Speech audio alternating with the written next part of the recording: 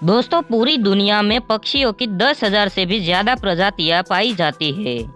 सभी के वहीं दो पंजे, दो पंख और एक गर्दन होती है। लेकिन इन्हीं में से एक ऐसा पक्षी है जिसकी एक अलग ही पहचान है, जो आसमान का सीना चीरकर हजारों मीटर ऊपर 120 किलोमीटर प्रति आवर की रफ्तार से उड़ता है, जो खुद के कई गुना अधिक वजन से शिकार को भी अपने पंजों पे दबोचकर उड़ जाता है। और इसीलिए उसे पक्षियों का राजा कहा जाता है, जिसे हम बाज के नाम से जानते हैं। और एक बाज इतना ऊंचा मुकाम हासिल करता है अपनी ट्रेनिंग और अपनी पुनर्जन्म की वजह से।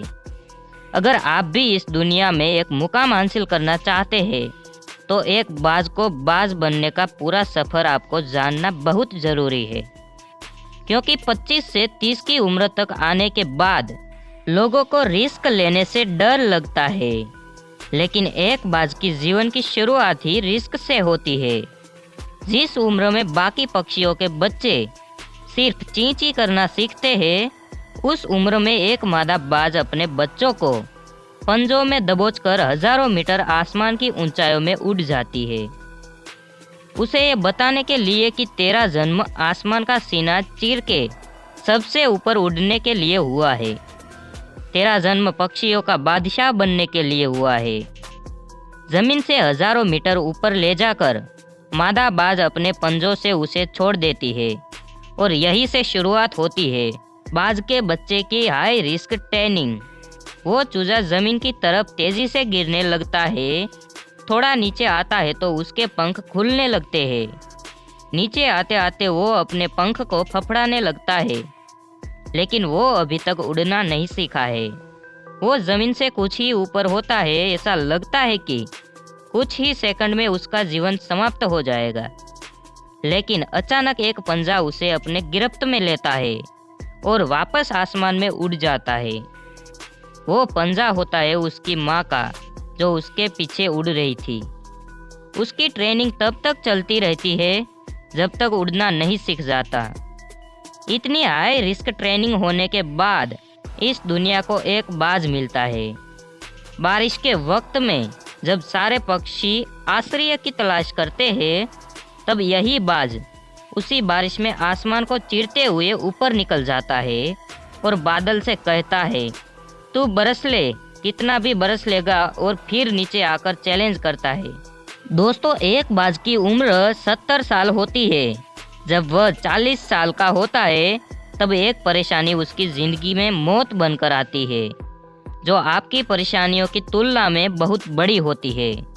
क्योंकि 40 साल की उम्र में बाज की चोंच इतनी मुड़ जाती है कि उसे शिकार निगलने में बहुत परेशानी होती है।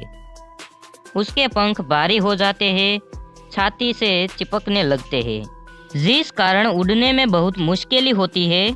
उसके पंजे लंबे और लचीले हो जाते हैं, जिससे वो शिकार को सही से पकड़ नहीं पाता।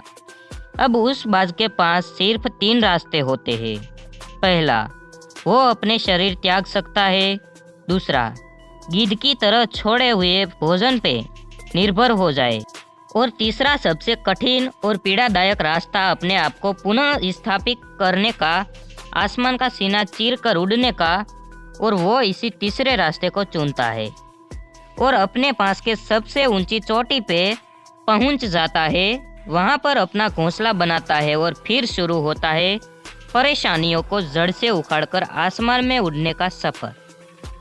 वह अपनी चोंच को एक चट्टान पर मार मार कर तोड़ देता है, लहूलुहान हो जाता है और इंतजार करता है नई चोंच आने का।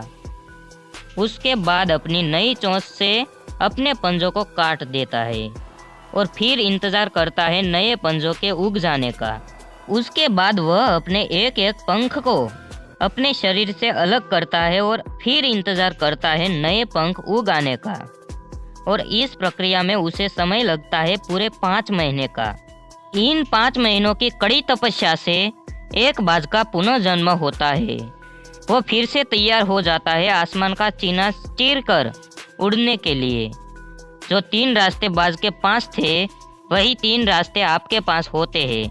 लेकिन कुछ लोग पहले रास्ते को चुनते हैं और परेशानियों के तले दबकर सुसाइड कर लेते हैं। ज़्यादातर लोग दूसरे रास्ते को चुनते हैं। वो परेशानियों को बोझ पड़ते ही अपने लक्ष्य को छोड़ देते हैं और एक नॉर्मल लाइफ जीने लगते हैं। और कुछ वो लोग भी होते हैं जो इस परेशानियों को लात मारकर अपनी मेहनत के दम पर बाज की तरह आसमान की बुलंदियों को छूते हैं। दोस्तों, बाज की यह ट्रेनिंग हमें बहुत बड़ी सीख देती है कि अगर रिस्क लेना पड़े तो लो, कि अपने फील्ड में अपने आप को इतना ट्रेंड कर लो कि इस फील्ड में आपसे ऊपर उड़ने के बारे में सोचकर लोगों के पसीने छूट जाए। तभी आप अपने फील्ड के बादशाह कहलाओगे।